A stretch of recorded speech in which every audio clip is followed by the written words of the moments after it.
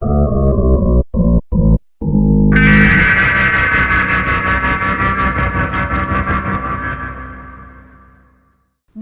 c'est Madame Kopp. Bonjour, c'est Monsieur Kopp. Kopp, comme conseiller d'orientation psychologue. Aujourd'hui, nous allons voir ce qu'est exactement un CIO. Un centre d'information et d'orientation est un service de l'éducation nationale qui accueille gratuitement le public afin de délivrer des informations sur les études et les professions. Le CIO accompagne les jeunes dans la construction de leurs projets. Attendez. Vous croyez vraiment qu'on a ces moyens-là ? Non. En fait, souvent, un CIO, ça ressemble plutôt à ça. Mais qui fréquente un CIO ? Dans un CIO, tout le monde peut rencontrer un conseiller d'orientation psychologue. Un quoi ? Monsieur Minus, un conseiller d'orientation psychologue, un COP. Les CIO dépendants de l'éducation nationale, leur vocation première est de s'occuper des élèves. Même lui ? Bonjour, je m'appelle Harry. Je souhaiterais devenir un grand sorcier.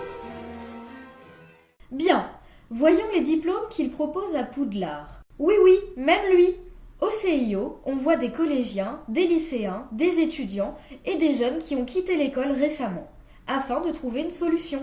Et les adultes alors ? Ils peuvent toujours rencontrer un COP, mais celui-ci ne pourra leur délivrer qu'une première information. Par la suite, ils devront consulter un organisme spécialisé dans l'accompagnement des adultes. Et même lui peut venir ?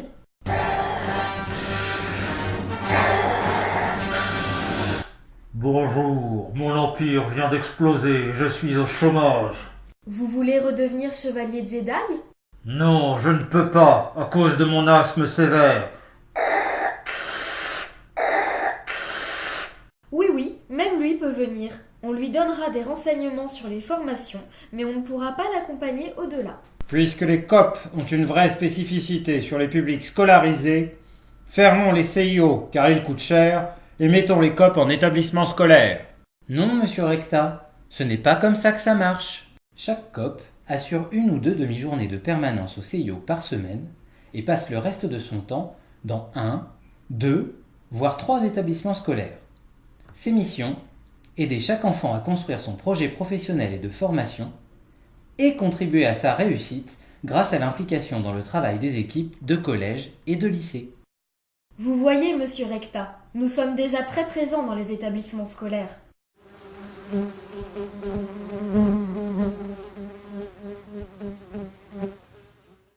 Oh oui, mais vous pourriez y être encore plus si on ferme les CIO. Non, monsieur Minus. En réalité, le travail en CIO est fondamental. Primo, dans l'accueil du public.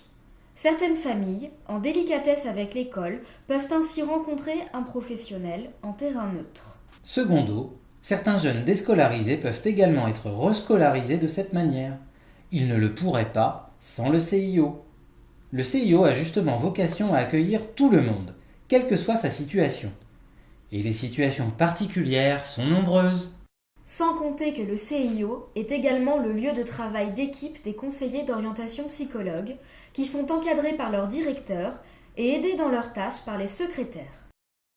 Ils peuvent ainsi mutualiser leurs outils, réfléchir en commun aux activités proposées en direction du public et définir un projet global pour le secteur où ils interviennent. Mais alors, comment on fait pour avoir plus de COP dans les établissements ? Eh bien, il faudrait tout simplement en recruter davantage. Durant la dernière décennie, de très nombreux départs en retraite de fonctionnaires n'ont pas été compensés. Pour les remplacer, on embauche des contractuels, c'est-à-dire des gens recrutés pour 1 an et qui n'ont pas été formés au métier. Quoi ? Mais qui les forme alors ? Eh bien, les COP titulaires et expérimentés grâce au travail d'équipe à l'interne du CIO. Vous voyez, messieurs, ce n'est pas une bonne idée de supprimer les CIO.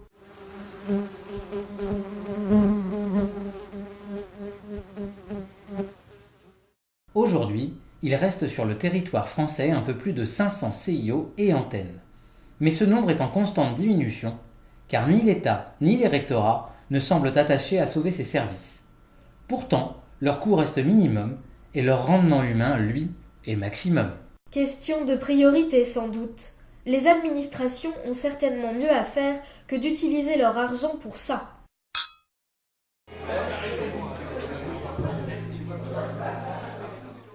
Eh oui, c'est bien pour cela que... Sauvons nos CIO.